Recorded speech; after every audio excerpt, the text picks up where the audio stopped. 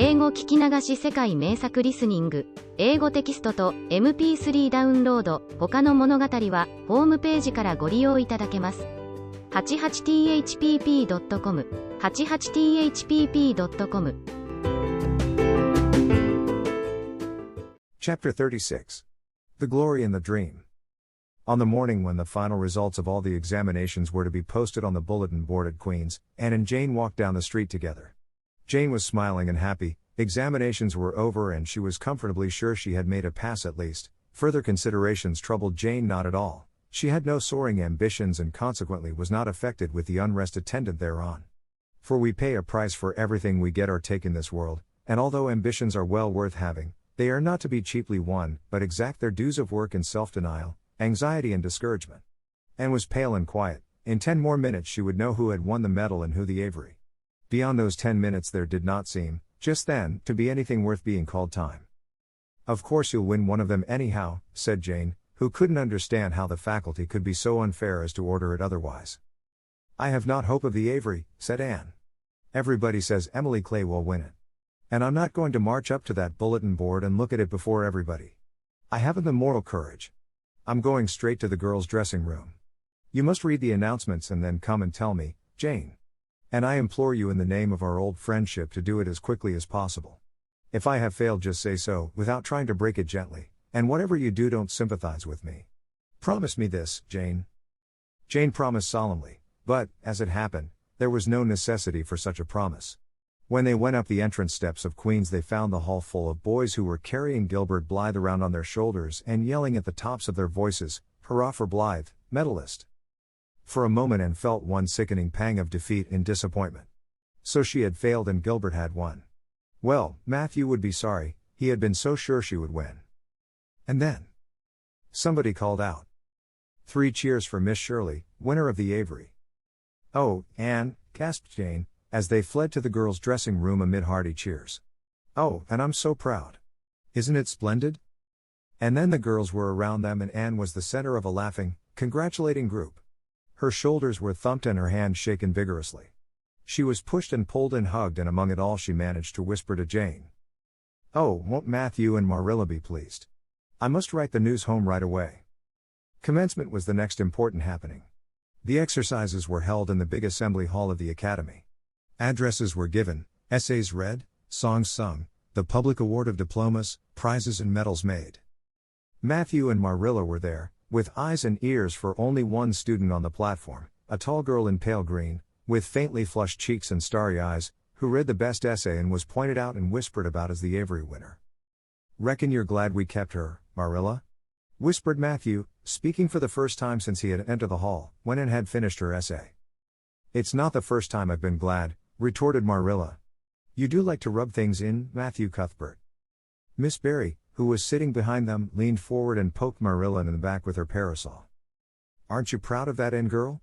I am, she said. And went home to Avonlea with Matthew and Marilla that evening. She had not been home since April and she felt that she could not wait another day. The apple blossoms were out and the world was fresh and young. Diana was at Green Gables to meet her.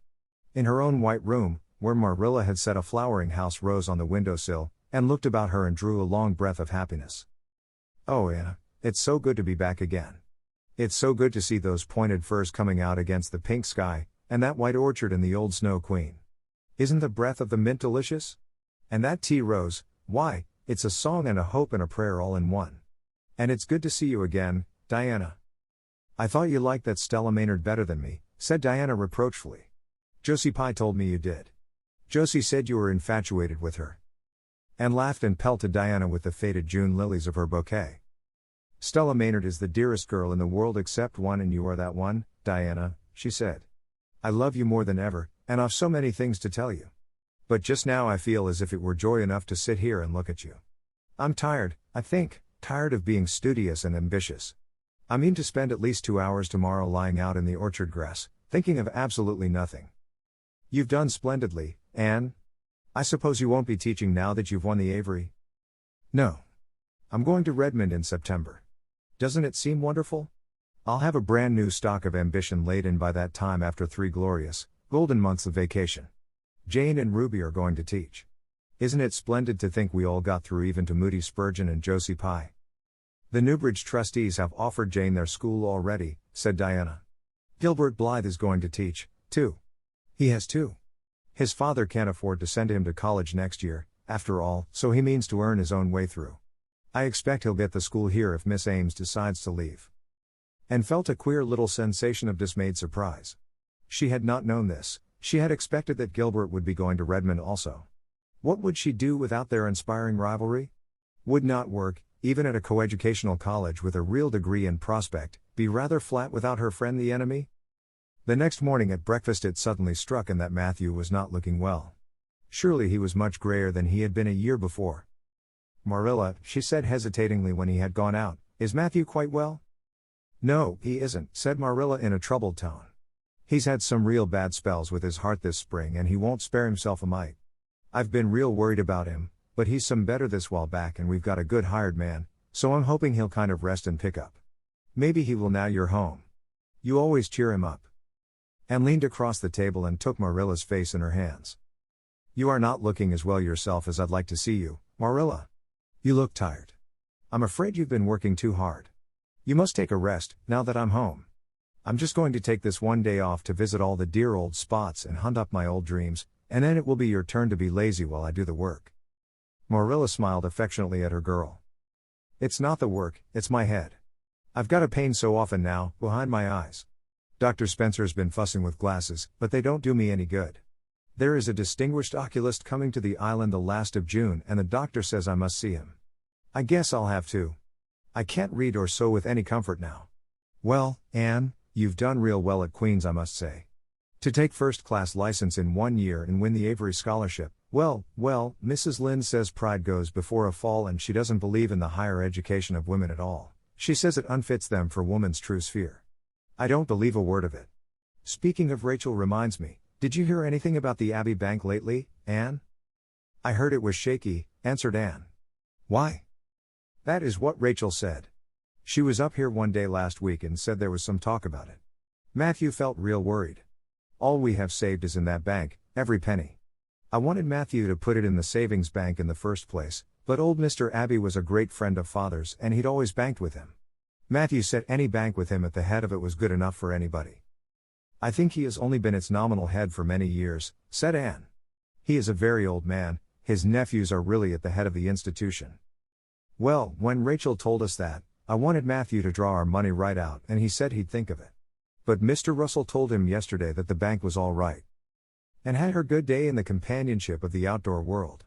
She never forgot that day, it was so bright and golden and fair, so free from shadow and so lavish of blossom.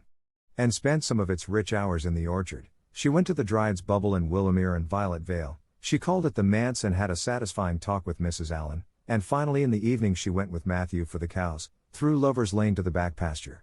The woods were all gloried through with sunset and the warm splendor of it streamed down through the hill gaps in the west. Matthew walked slowly with bent head, and, tall and erect, suited her springing step to his. You've been working too hard today, Matthew, she said reproachfully.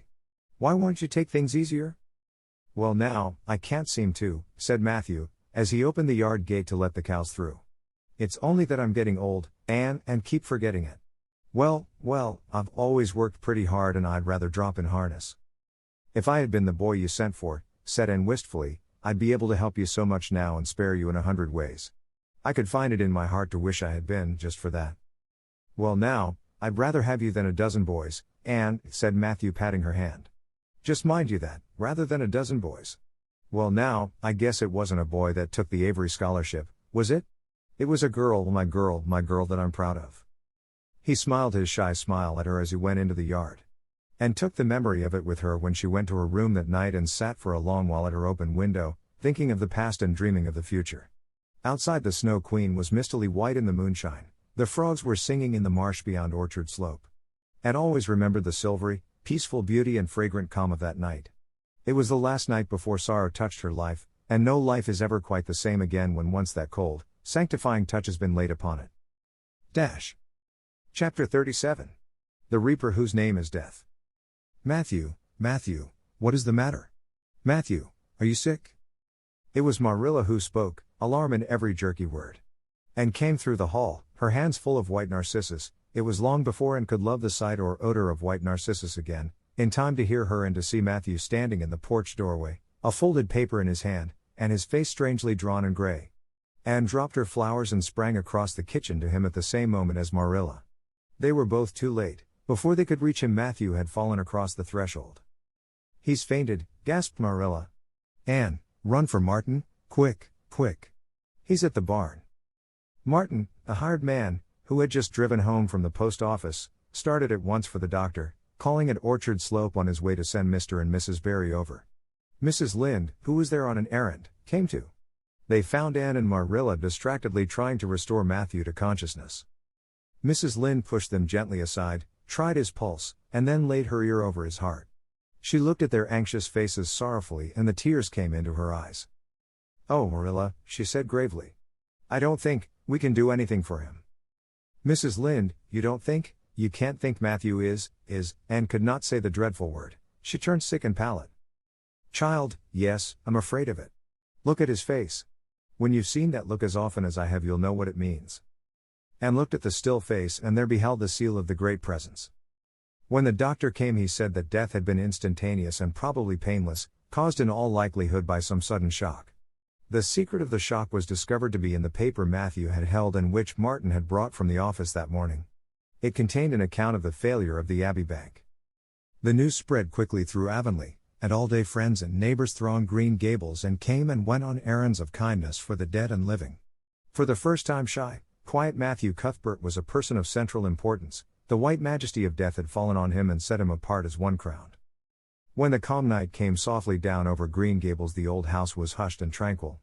In the parlor lay Matthew Cuthbert in his coffin, his long gray hair framing his placid face, on which there was a little kindly smile as if he but slept, dreaming pleasant dreams. There were flowers about him, sweet old-fashioned flowers which his mother had planted in the homestead garden in her bridal days, and for which Matthew had always had a secret, wordless love. And had gathered them and brought them to him, her anguished, tearless eyes burning in her white face. It was the last thing she could do for him. The Barrys and Mrs. Lynde stayed with them that night.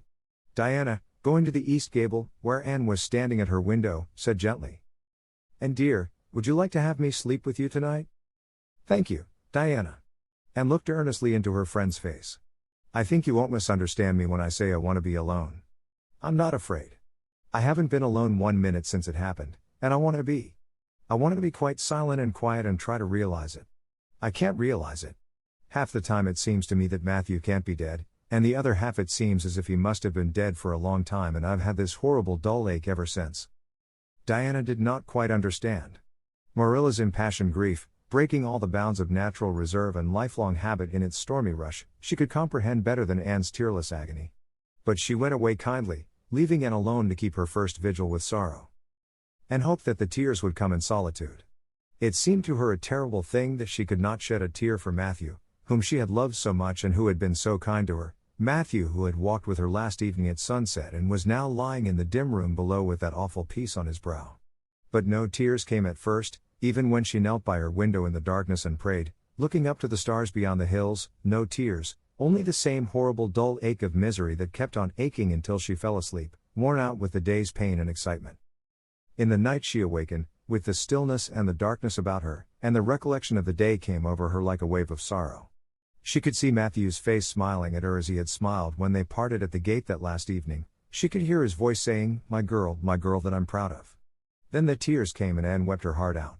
Marilla heard her and crept in to comfort her. There, don't cry so, dearie. It can't bring him back. It isn't right to cry so. I knew that today, but I couldn't help it then. He'd always been such a good, kind brother to me, but God knows best." "Oh, just let me cry, Marilla," sobbed Anne. "The tears don't hurt me like that ache did. Stay here for a little while with me and keep your arm round me, so."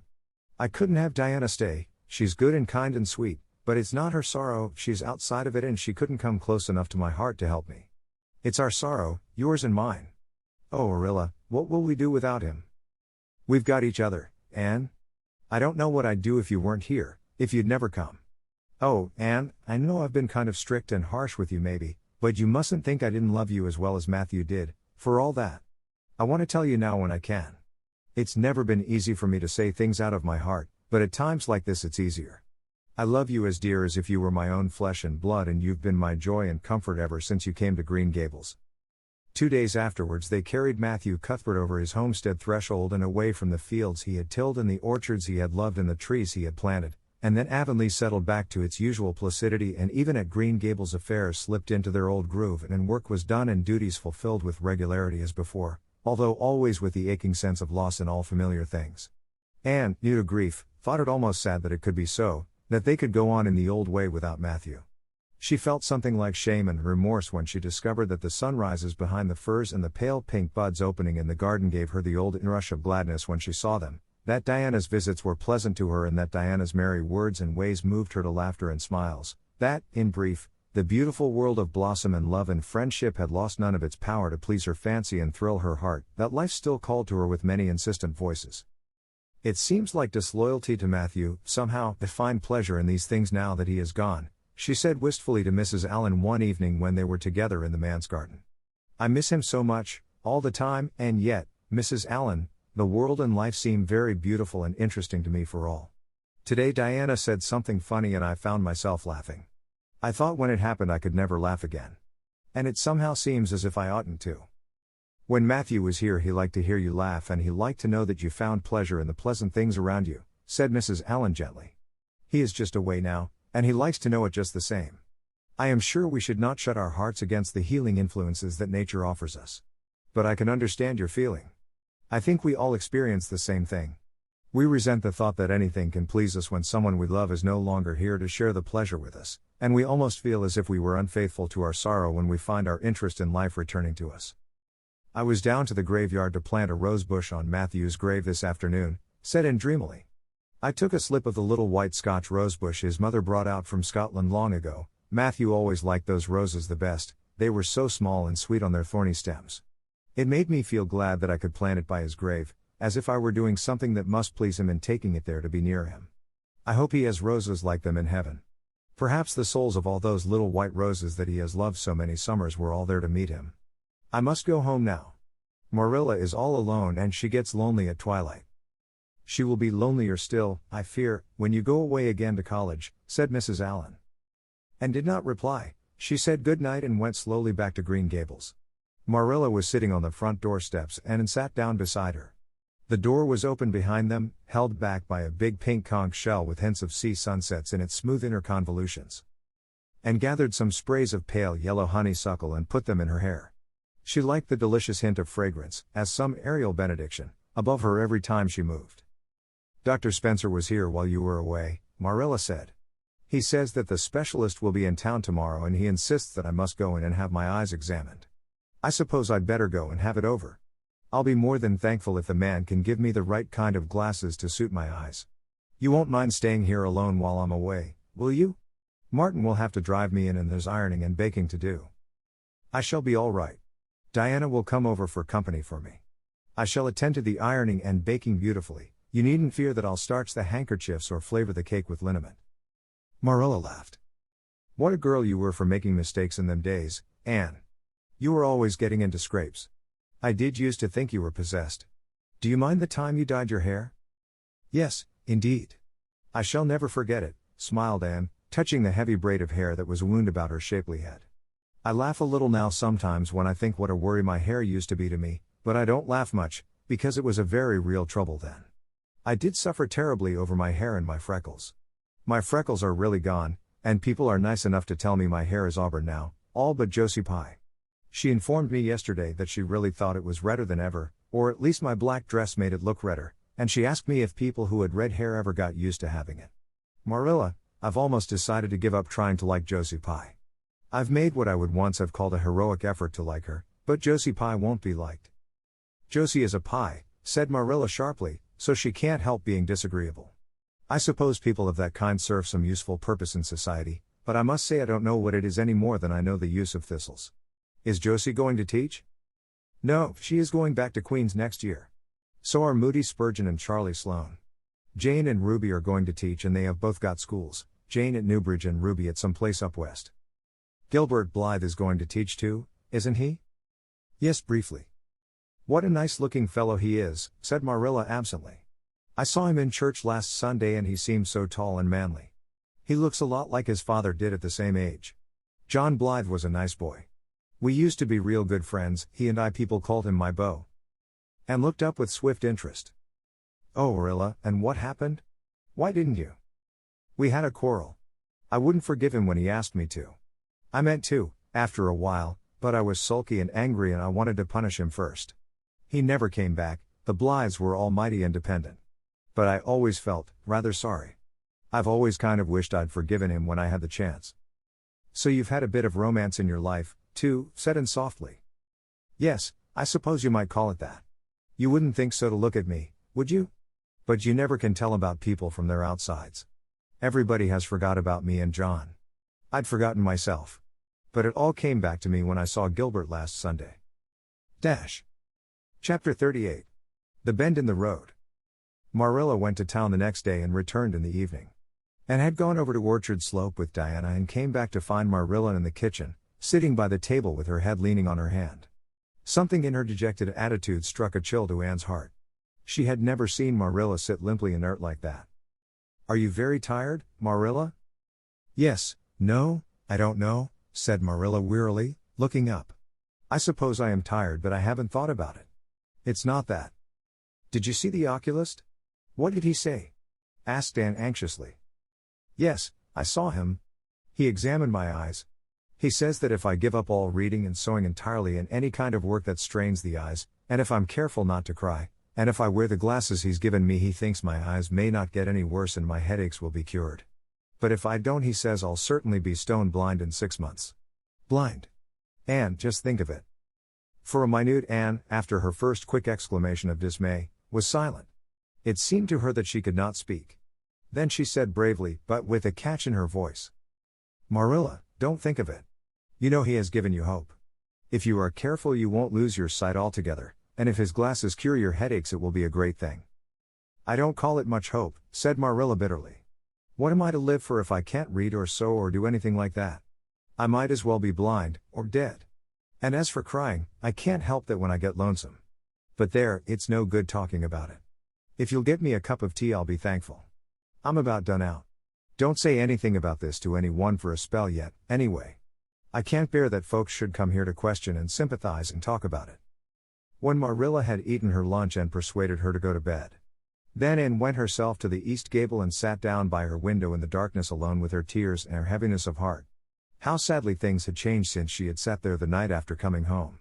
Then she had been full of hope and joy and the future had looked rosy with promise. And felt as if she had lived years since then, but before she went to bed there was a smile on her lips and peace in her heart. She had looked her duty courageously in the face and found it a friend, as duty ever is when we meet it frankly.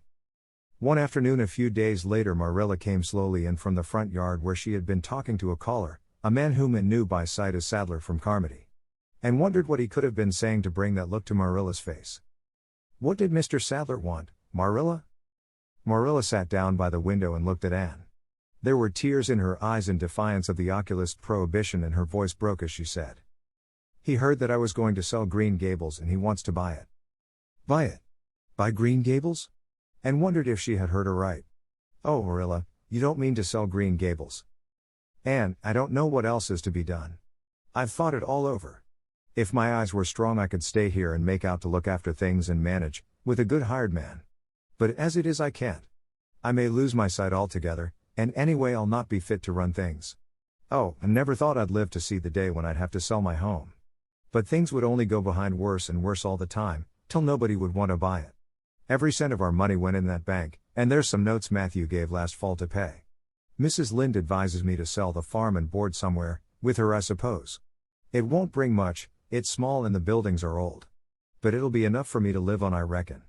I'm thankful you're provided for with that scholarship, Anne.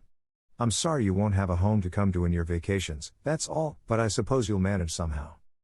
Marilla broke down and wept bitterly. You mustn't sell Green Gables, said Anne resolutely. Oh, Anne, I wish I didn't have to. But you can see for yourself. I can't stay here alone. I'd go crazy with trouble and loneliness. And my sight would go, I know it would. You won't have to stay here alone, Marilla. I'll be with you. I'm not going to Redmond. Not going to Redmond. Marilla lifted her worn face from her hands and looked at Anne. Why, what do you mean? Just what I say. I'm not going to take the scholarship. I decided so the night after you came home from town. You surely don't think I could leave you alone in your trouble, Marilla, after all you've done for me. I've been thinking and planning. Let me tell you my plans. Mr. Barry wants to rent the farm for next year. So you won't have any bother over that. And I'm going to teach. I've applied for the school here, but I don't expect to get it, for I understand the trustees have promised it to Gilbert Blythe. But I can have the Carmody School, Mr. Blair told me so last night at the store. Of course that won't be quite as nice or convenient as if I had the Avonlea School. But I can board home and drive myself over to Carmody and back, in the warm weather at least. And even in winter I can come home Fridays. We'll keep a horse for that. Oh, I have it all planned out, Marilla. And I'll read to you and keep you cheered up. You shan't be dull or lonesome. And we'll be real cozy and happy here together, you and I. Marilla had listened like a woman in a dream. Oh, Anne, I could get on real well if you were here, I know. But I can't let you sacrifice yourself so for me. It would be terrible. Nonsense, and laughed merrily. There is no sacrifice. Nothing could be worse than giving up Green Gables, nothing could hurt me more. We must keep the dear old place. My mind is quite made up, Marilla. I'm not going to Redmond, and I'm going to stay here and teach. Don't you worry about me a bit. But your ambitions, and I'm just as ambitious as ever. Only, I've changed the object of my ambitions. I'm going to be a good teacher, and I'm going to save your eyesight. Besides, I mean to study at home here and take a little college course all by myself. Oh, I've dozens of plans, Marilla. I've been thinking them out for a week. I shall give life here my best, and I believe it will give its best to me in return. When I left Queens my future seemed to stretch out before me like a straight road. I thought I could see along it for many a milestone. Now there is a bend in it. I don't know what lies around the bend, but I'm going to believe that the best does. It has a fascination of its own, that bend, Marilla. I wonder how the road beyond it goes, what there is of green glory and soft, checkered light and shadows, what new landscapes, what new beauties, what curves and hills and valleys further on. I don't feel as if I ought to let you give it up, said Marilla, referring to the scholarship. But you can't prevent me. I'm 16 and a half, obstinate as a mule, as Mrs. Lynde once told me, laughed Anne. Oh, Marilla, don't you go pitying me. I don't like to be pitied, and there is no need for it. I'm heart glad over the very thought of staying at dear Green Gables. Nobody could love it as you and I do, so we must keep it. You blessed girl, said Marilla, yielding. I feel as if you'd given me new life. I guess I ought to stick out and make you go to college, but I know I can't, so I ain't going to try. I'll make it up to you though, Anne. When it became noised abroad in Avonlea that Anne Shirley had given up the idea of going to college and intended to stay home and teach, there was a good deal of discussion over it. Most of the good folks, not knowing about Marilla's eyes, thought she was foolish. Mrs. Allen did not. She told Anne so in approving words that brought tears of pleasure to the girl's eyes. Neither did good Mrs. Lynde. She came up one evening and found Anne and Marilla sitting at the front door in the warm, scented summer dusk. They liked to sit there when the twilight came down and the white moths flew about in the garden and the odor of mint filled the dewy air. Mrs. Rachel deposited her substantial person upon the stone bench by the door, behind which grew a row of tall pink and yellow hollyhocks, with a long breath of mingled weariness and relief. I declare I'm getting glad to sit down. I've been on my feet all day, and 200 pounds is a good bit for 2 feet to carry round. It's a great blessing not to be fat, Marilla. I hope you appreciate it. Well, Anne, I hear you've given up your notion of going to college. I was real glad to hear it. You've got as much education now as a woman can be comfortable with. I don't believe in girls going to college with the men and cramming their heads full of Latin and Greek and all that nonsense. But I'm going to study Latin and Greek just the same, Mrs. Lynde said in laughing. I'm going to take my arts course right here at Green Gables, and study everything that I would at college. Mrs. Lynde lifted her hands in holy horror. And surely, you'll kill yourself. Not a bit of it. I shall thrive on it. Oh, I'm not going to overdo things. As Josiah Allen's wife says, I shall be Medjum. But I'll have lots of spare time in the long winter evenings, and I've no vocation for fancy work. I'm going to teach over at Carmody, you know. I don't know it. I guess you're going to teach right here in Avonlea. The trustees have decided to give you the school. Mrs. Lynde, cried Anne, springing to her feet in her surprise. Why, I thought they had promised it to Gilbert Blythe. So they did. But as soon as Gilbert heard that you had applied for it, he went to them. They had a business meeting at the school last night, and told them that he withdrew his application, and suggested that they accept yours. He said he was going to teach at White Sands. Of course he knew how much you wanted to stay with Marilla, and I must say I think it was real kind and thoughtful in him, that's what. Real self-sacrificing, too, for he'll have his board to pay at White Sands, and everybody knows he's got to earn his own way through college. So the trustees decided to take you. I was tickled to death when Thomas came home and told me. I don't feel that I ought to take it, murmured Anne. I mean, I don't think I ought to let Gilbert make such a sacrifice for me. I guess you can't prevent him now. He's signed papers with the White Sands trustees. So it wouldn't do him any good now if you were to refuse. Of course you'll take the school. You'll get along all right, now that there are no pies going. Josie was the last of them, and a good thing she was, that's what. There's been some pie or other going to Avonlea School for the last 20 years, and I guess their mission in life was to keep school teachers reminded that Earth isn't their home. Bless my heart. What does all that winking and blinking at the Barry Gable mean? Diana is signaling for me to go over, laughed Anne. You know we keep up the old custom. Excuse me while I run over and see what she wants. Anne ran down the clover slope like a deer, and disappeared in the furry shadows of the haunted wood. Mrs. Lynde looked after her indulgently. There's a good deal of the child about her yet in some ways. There's a good deal more of the woman about her in others, retorted Marilla with a momentary return of her old crispness. But crispness was no longer Marilla's distinguishing characteristic. As Mrs. Lynde told her Thomas that night. Marilla Cuthbert has got mellow. That's what. And went to the little Avonlea graveyard the next evening to put fresh flowers on Matthew's grave and water the Scotch rosebush. She lingered there until dusk, liking the peace and calm of the little place, with its poplars whose rustle was like low, friendly speech, and its whispering grasses growing at will among the graves. When she finally left it and walked down the long hill that sloped to the lake of shining waters, it was past sunset and all Avonlea lay before her in a dreamlike afterlight, a haunt of ancient peace. There was a freshness in the air as of a wind that had blown over honey-sweet fields of clover. Home lights twinkled out here and there among the homestead trees. Beyond lay the sea, misty and purple, with its haunting, unceasing murmur. The west was a glory of soft mingled hues, and the pond reflected them all in still softer shadings. The beauty of it all thrilled Anne's heart, and she gratefully opened the gates of her soul to it. Dear old world, she murmured, you are very lovely, and I am glad to be alive in you. Halfway down the hill a tall lad came whistling out of a gate before the Blythe homestead.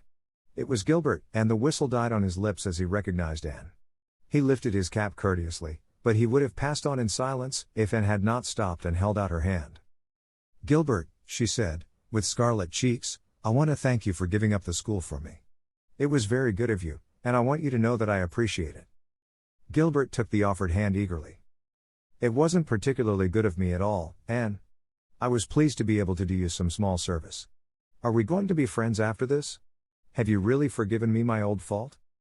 Anne laughed and tried unsuccessfully to withdraw her hand. I forgave you that day by the pond landing, although I didn't know it. What a stubborn little goose I was.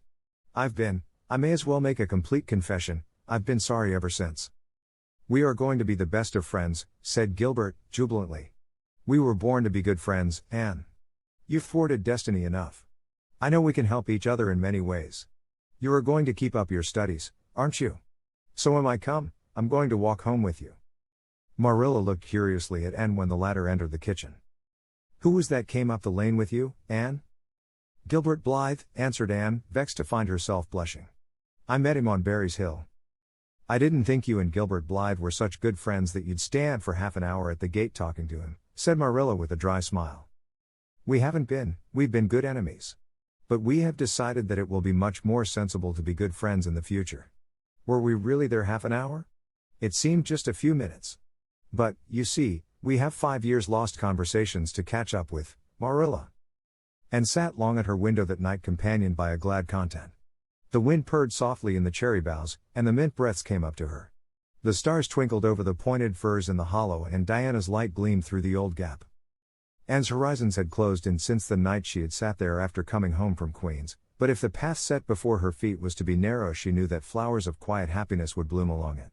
The joy of sincere work and worthy aspiration and congenial friendship were to be hers. Nothing could rob her of her birthright of fancy or her ideal world of dreams. And there was always the bend in the road. God's in his heaven, all's right with the world, whispered and softly. 英語聞き流し世界名作リスニング、英語テキストと MP3 ダウンロード、他の物語はホームページからご利用いただけます。88thpp.com、88thpp.com